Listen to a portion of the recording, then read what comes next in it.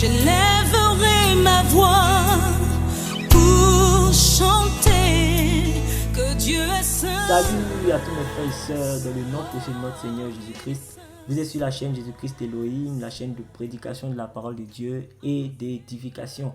Alors pour commencer, je voudrais vous souhaiter une bonne et heureuse année 2021. Que les grâces du Seigneur Jésus-Christ vous accompagnent tout le long de cette année. Le message d'aujourd'hui s'intitule « Le blasphème contre l'esprit, péché impardonnable ».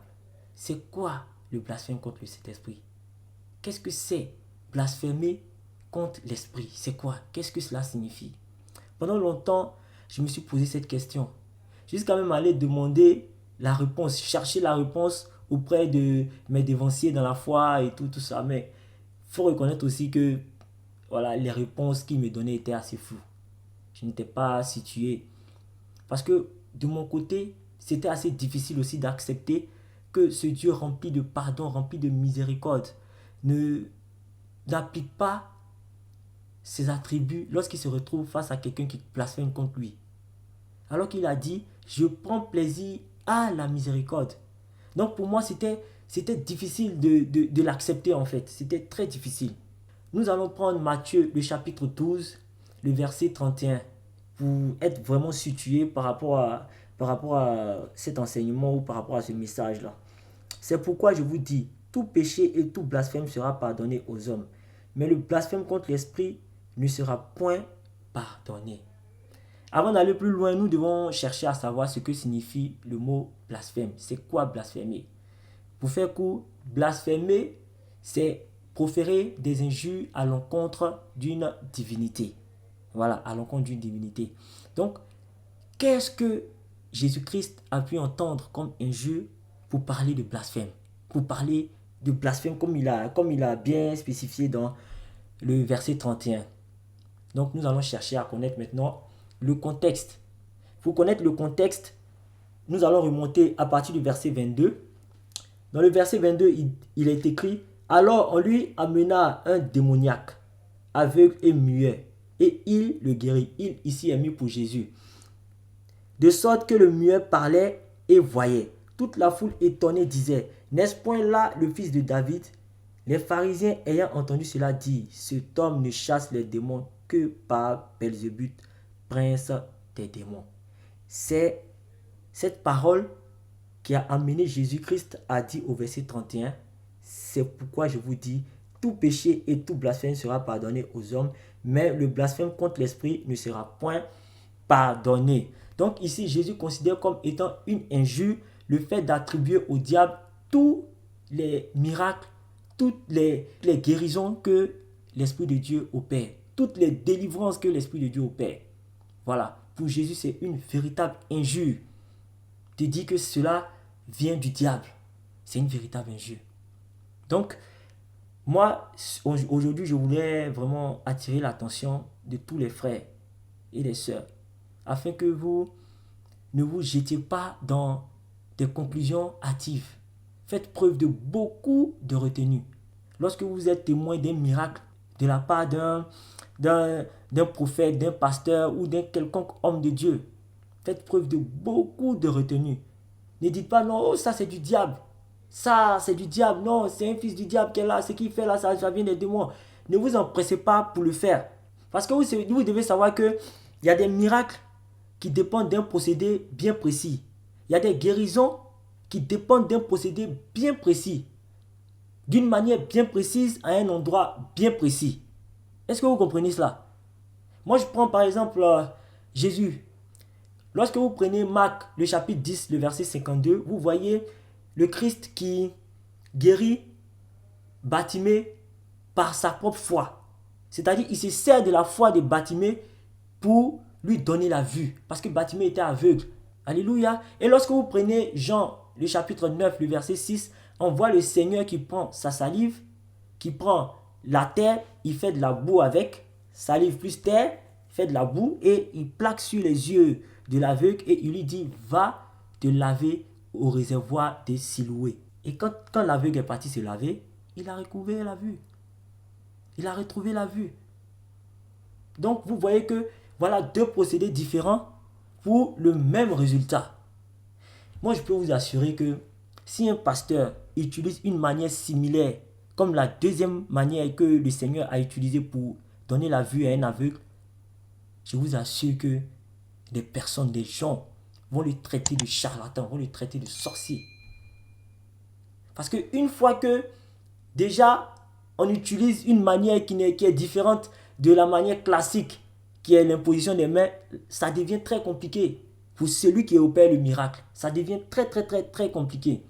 Nous allons prendre 2 Rois, le chapitre 5, le verset 9. Là encore, on va être mieux situé en fait. 2 Rois, chapitre 5, le verset 9. Naaman vint avec ses chevaux et son char, et il s'arrêta à la porte de la maison d'Élisée. Élisée lui fit dire par un messager, va et lave-toi 7 fois dans le Jourdain. Ta chair redeviendra saine et tu seras pur. Naaman fut irrité et il s'en alla en disant, voici, je me disais, il sortira vers moi, il se présentera lui-même, il invoquera le nom de l'Éternel son Dieu et il agitera sa main sur la place et guérira le lépreux. Les fleuves de Damas, l'Abana et le Papa ne valent-ils pas mieux que toutes les eaux d'Israël? Ne pourrais-je pas m'y laver et devenir pur? Et ils s'en retournèrent et partaient avec fureur. Vous voyez, Naaman s'attendait à une manière bien précise pour qu'il puisse recevoir la guérison, c'est-à-dire l'imposition des mains. À partir du moment où Élisée ne s'est même pas présenté à lui et qu'il lui a donné des ordres, il dit va te laver dans la source là-bas, vous voyez qu'il s'est braqué directement parce que c'était un autre procédé. Et c'est ce qui arrive à la plupart des hommes. Lorsqu'ils voient un autre procédé, ils se disent que directement cela vient du diable. Alors qu'il ne faudrait pas le faire.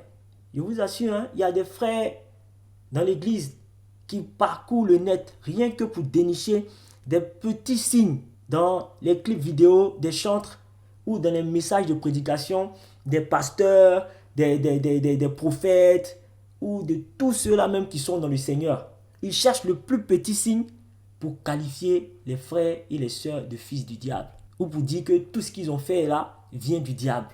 Ça, c'est vraiment très compliqué. C'est vraiment très glissant. Si vous vous engagez dans ce chemin-là, moi je préfère que vous laissiez ceux-là qui ont été investis ou qui se sentent investis par ça, c'est-à-dire par la dénonciation, qui sentent que l'Esprit de Dieu est vraiment en eux, qui sentent que l'Esprit de Dieu parle à travers eux. Si tu sais que tu n'as pas atteint ce niveau, sincèrement, ne te mets pas là-dedans. Parce que c'est très compliqué, c'est très complexe. Et à vous aussi mes frères, moi je veux vous inviter à faire preuve de vigilance. Lorsque vous écrivez les messages ou lorsque vous êtes à la réalisation des clips vidéo, n'introduisez pas des signes que vous ne maîtrisez pas. N'introduisez pas aussi des concepts dans vos prédications que vous ne maîtrisez pas. N'écrivez pas des concepts parce que des fois on voit des frères à la prédication, ils disent des choses même qui ne sont même pas dans la Bible. Tu vas chercher dans la Bible, tu ne vas rien trouver. Des concepts bizarres, des mots bizarres. Tout ça, je ne sais pas si c'est dans le but de vouloir impressionner leurs fidèles ou de vouloir impressionner ceux qui les écoutent. Mais des fois tu te perds. Tu te perds. Et vous donnez l'occasion à des personnes de vous traiter de fils du diable. Vous donnez l'occasion à des personnes de pécher contre le Saint-Esprit parce que vous avez été envoyé par Dieu. Vous avez été envoyé par le Seigneur. Comme le Seigneur l'a dit dans Luc 4, le verset 18. L'Esprit de Dieu m'a oint pour annoncer une bonne nouvelle aux pauvres et pour guérir ceux qui ont le cœur brisé.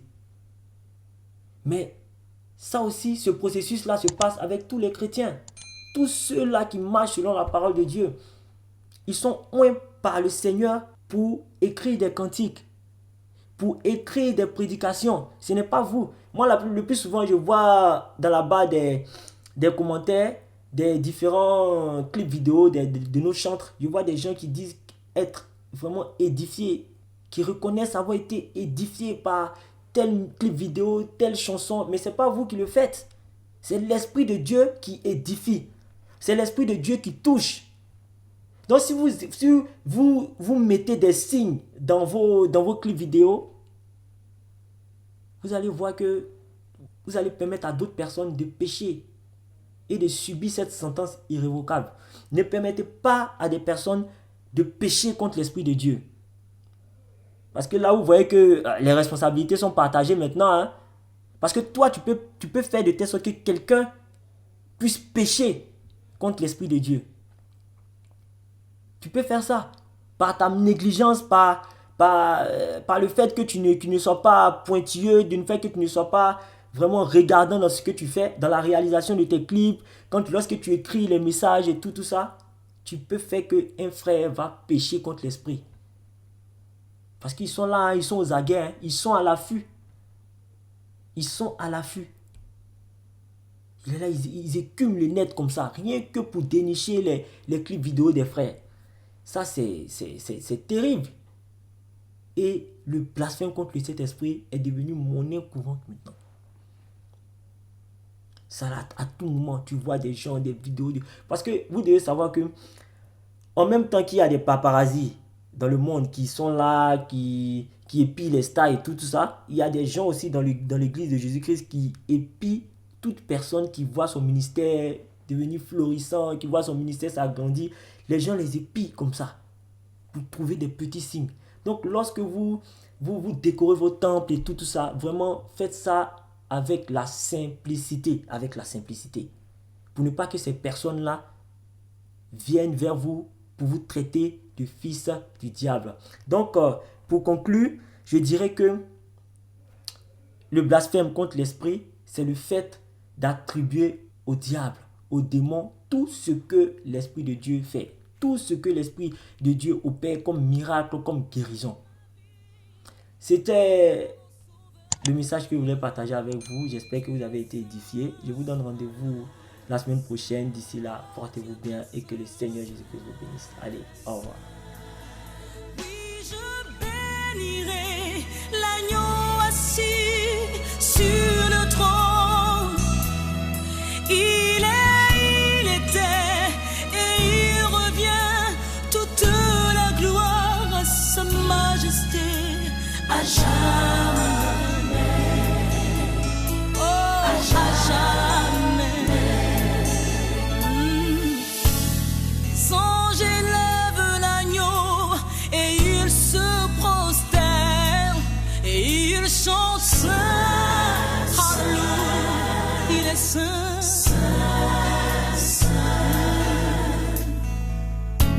Vous tous bien-aimés du roi,